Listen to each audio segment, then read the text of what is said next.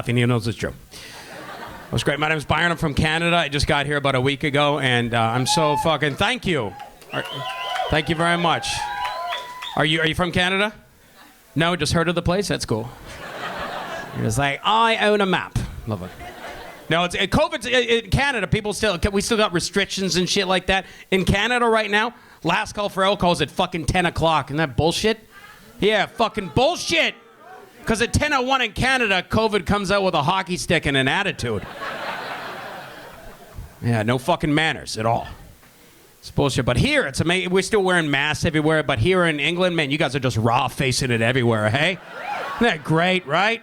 Breathing in that potentially diseased air. It's wrong, but it just feels so much better, right? Oh, let's take a fucking chance. Let's fucking raw-face it. Oh, yeah, let's go to the store without half our head covered. Oh, God, yeah, it feels so good. Oh. I had to wear a mask on the flight over here for 9 fucking hours, and I had a sneezing fit. Doesn't that suck if you have a sneezing fit in the era of COVID? Everybody just looks at you like, eh. On a flight, too. When you sneeze on a flight, and fucking everybody just look. Man, achoo is the new Allah Akbar.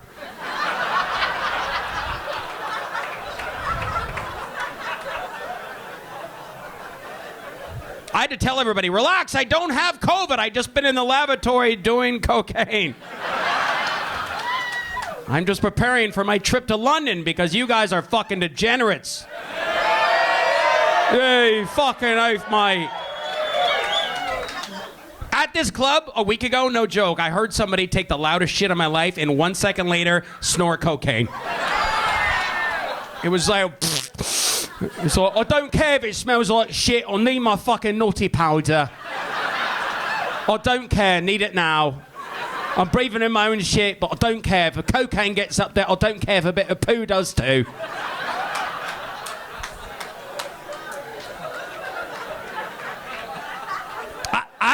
I was really depressed when I was in Canada. I was drinking way too much, and I was just like, I think I'm an alcoholic. And then I come here, and I'm like, I'm fine.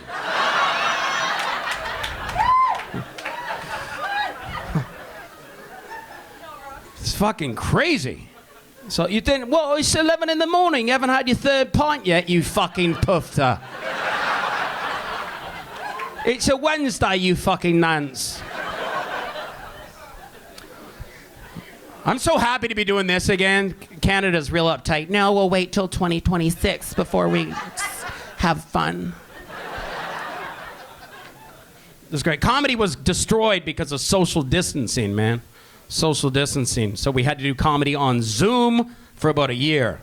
You're fucking horrible. I don't know if you saw. Did you see a show on Zoom? It's terrible. Watching a show on Zoom, let alone as a comedian performing on Zoom, it was terrible. Like, what's it like performing on Zoom? It's like humping air. All right? It'd be like being in prison. Your wife is crying with her tit against the glass while you're pleasuring yourself. It's better than nothing, but it's not the same thing.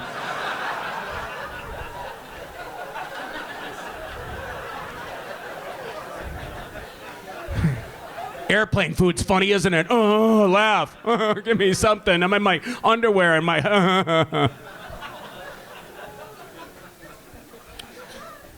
The reason a lot of people that work in IT work from home, they're like, why did your industry suffer as a live entertainer? I work from home. My life was fine. Kill yourself. Fuck off. I'll tell you, social distancing was everything. Because comedy, social distancing is the death of comedy. Because comedy, we rely on people congregating in close proximity where we could share an experience. And because of social distancing, comedy was pretty much killed for about a year. But do you know who suffered even more than comedians because of social distancing? The suicide bombing community.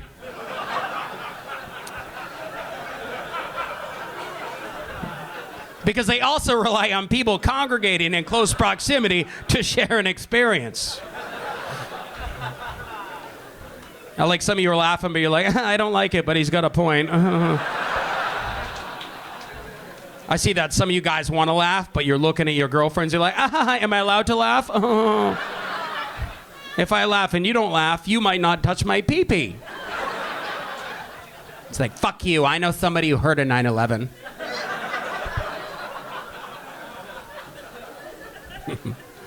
They were good friends of 7-Eleven.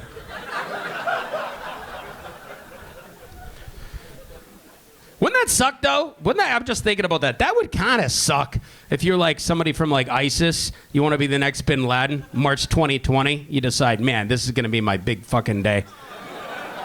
March 12th, 2020. You're just like, this is my day. March 12th, 2020. Everybody remember this. 9/11 Part 2. All right. Yeah. I go to airport. Nobody is there.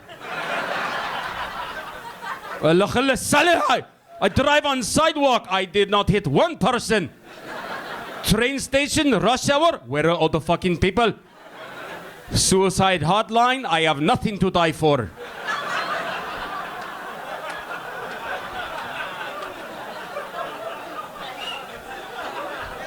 What am I going to do? Work from home? It does not work that way.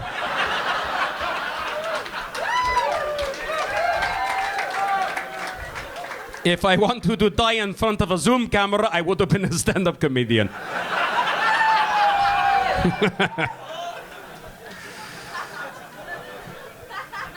I'm getting sick of fucking talking about COVID. I'm getting sick of everybody's opinions about COVID. Are you sick of people's opinions about COVID? You know, it's like every opinion, before I'd be like, oh, what is everybody's opinion? A year and a half later, I'm like, one-way flight to North Korea for everybody. My right-leaning friends or acquaintances, people I know in my life, they're so annoying. Just every day at like 8 in the morning, we'll get a ding waking up with just a link. Do you get just like woken up with links? Check out the fucking link and do something about the link. What do you want me to do? Stand up for your rights. I'll stand up and tell dick jokes. But I'll get a link, just paranoid friends. They'll be like, Byron, wake up, check this out. COVID was a pandemic.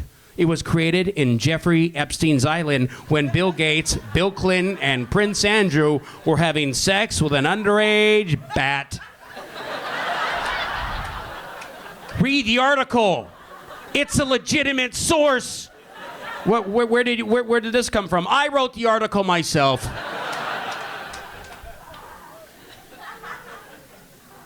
But then left-leaning people I know, they're even more annoying. I just fuck them too. They're just like, if you don't wear 3 masks, 2 condoms, and a butt plug when you're driving alone with the windows up, then you're clearly trying to kill my grandmother who already died in 2014. Just unfollow me on TikTok now, you toxic piece of shit. Saving the fucking world. Look at my tits.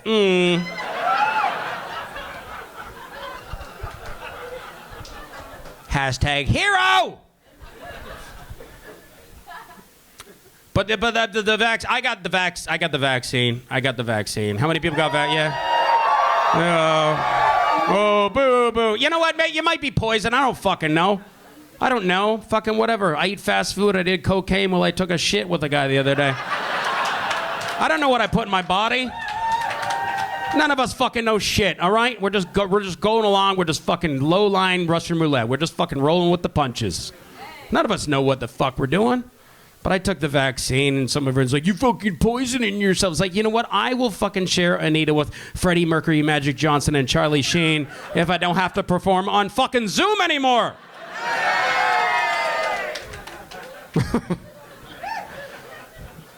I'm so annoyed. I got friends that are just like, they want the vaccine to be poisoned so bad, they would rather be right than have the world survive.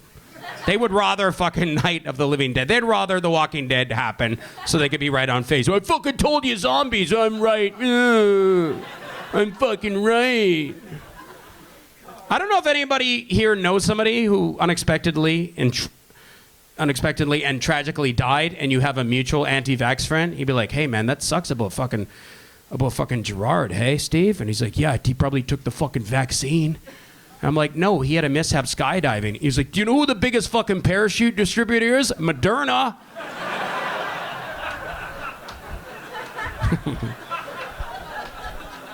Also, could I borrow some money? My mom's pissed off, I'm late for rent.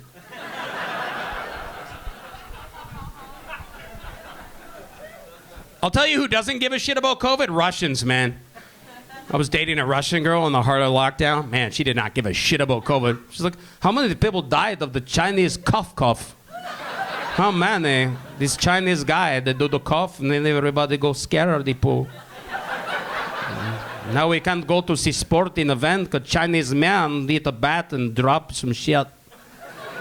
how many people die anyway of this? I'm like, about 3 million. She's like, who cares? In Russia, 3 million comedians die when they make fun of government on Facebook.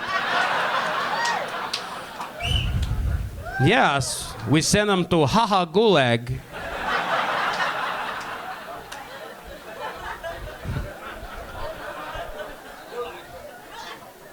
I was with, her name was Nadyashka, and I was with her in the heart of I was with her during Black Lives Matter. And it was everywhere. You had Black Lives Matter here too, right? And I was totally for the cause. And I said, do you have Black Lives Matter in Russia? She goes, we have something very similar. It is called No Lives Matter. Because they don't. Life is pain, and then you die. My bear. She kept on calling me my bear. It's very fucking funny. Right? It's funny, Russians are very materialistic, which is ironic because they had such a hard life. It's like, I want gold, diamonds, but I will wait 3 hours for a stale potato.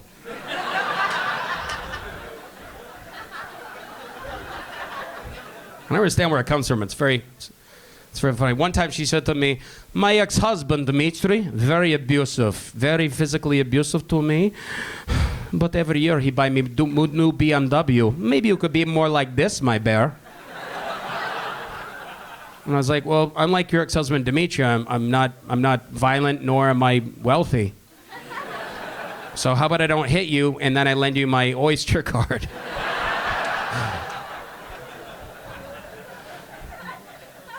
Do you think honesty in a relationship is important? Yeah. 4 women here. The rest of them are guys blinking twice.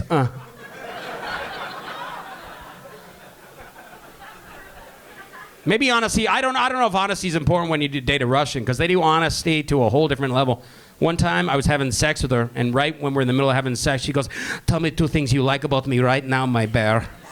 And I was just like on the spot. I'm like, oh, number 1, you're a great cook. Number 2, you let me put my penis inside you. And without missing a beat, she goes, 2 things I like about you. You look like my father, and you are white. What the fuck?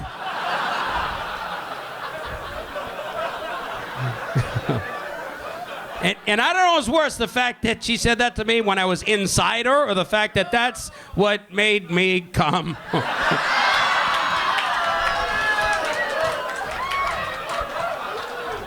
Oh, man. They're fucking hardcore people, Russians, man. They're hardcore. 20 million people, 20 million Russians died in the Second World War. I dated her, and she's like, all these pictures of her relatives that died in the war. It's like, holy fuck, they really, man, that country got their ass kicked. And it kind of offends me now, the way the word Nazi gets, 20 million Russians died because of the Nazis. And now, in 2021, everybody's a fucking Nazi. Do you notice that? You're a fucking Nazi. Right-leaning, left-leaning, doesn't matter. Right-leaning friends like, you need to fucking get the vaccine. This is like Nazi fucking Germany, man. In Canada, you need a vaccine passport. You need to show you've been vaccinated to go in a restaurant. And people are like, this is like Nazi Germany. If that's the new Nazi Germany. Pretty pathetic Nazi Germany, right? It's like, if you want a Big Mac and fries, you must show me your papers. If you want to see the new James Bond movie, I want identification. Wunderbar. Schadenfreude. Das Auto. It's all the German I know.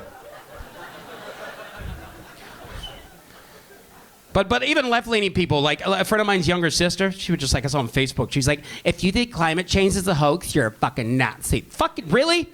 That's the degree. Imagine you're like 95 years old in German. I feel bad for you, how easy it is to be a Nazi in 2021. They'd be like, it is so easy to be a Nazi now in 2021. All you have to do is believe there is less than 5 genders and you can be a member of the Third Reich. According to somebody with blue hair who lives in Shoreditch. Gunther, Heinrich, remember? It was so hard to be Nazis when we were young. We had to fly planes, we had to drive tanks. We had to go to Poland without a work visa.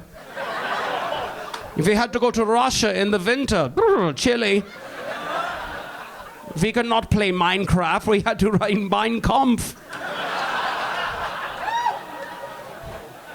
We did not go on social media. When we went to camp, we had to concentrate. Oh.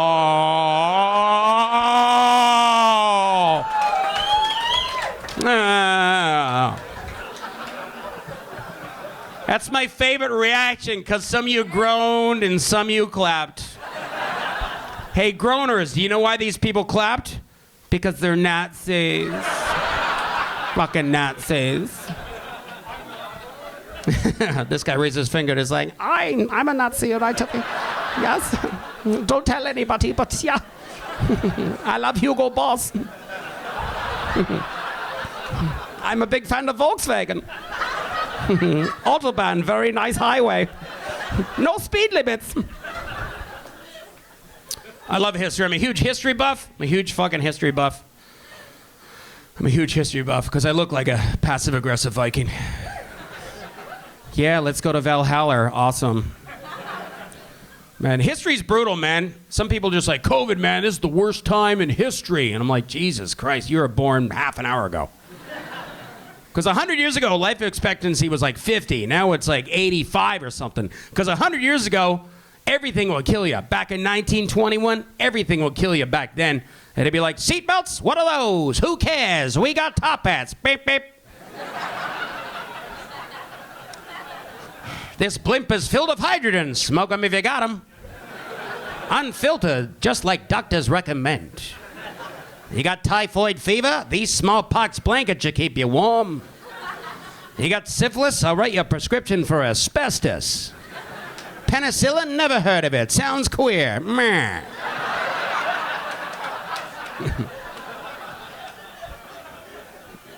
I wonder if that's the sound guys made when they're having sex in the 1920s and 1930s. You like that, you dirty little hussy? Meh. You dirty little Jezebel? Meh. Yeah, you dirty little dame, you dirty little dame, you dirty little taunt, yeah. Yeah, meh, I tell you, dirty little suffragette. Did I catch you trying to vote behind my back, you dirty little suffragette? Meh, I'll make you suffrage, all right? I'll stick in your Great Depression, you see? Yeah. I'll make your panties drop like the stock market in 1929, you see? Meh. Hello, my honey. Hello, my darling. Hello, my ragtime gal. Send me a kiss by wire. Baby, my cock's on fire. I'm gonna explode like the Hindenburg. Oh, the humanity. Meh.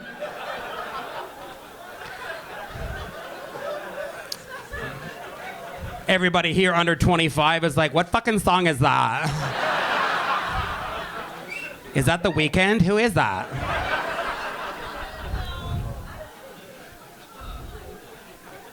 You guys are awesome. You got a good sense of humor. I love it here in London. It's like my favorite city. It is. Get lost easy. Do we have any other North Americans here?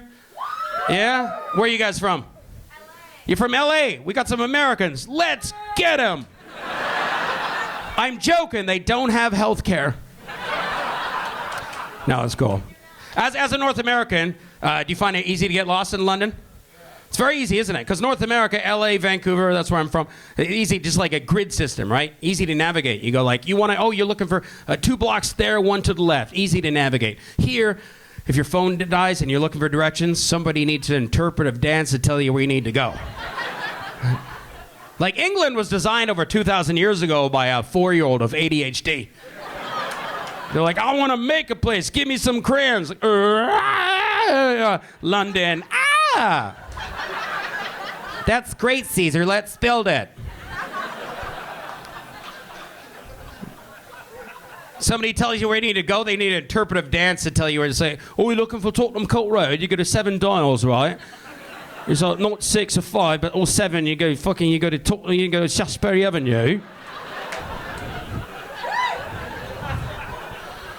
Go to Shaftesbury Avenue. I don't understand. You go to Shaftesbury Avenue. Shaftesbury Avenue. What the hell? There's a pub by another pub by another pub by another drinking establishment. Go to Shaftesbury Avenue. Sorry, I'm still lost. There's a pret-a-manger by another pret-a-manger by another pret-a-manger. I got Shaftesbury Avenue. And then you go round in a circle. You'll be lost forever. Go back to America, you fucking wanker.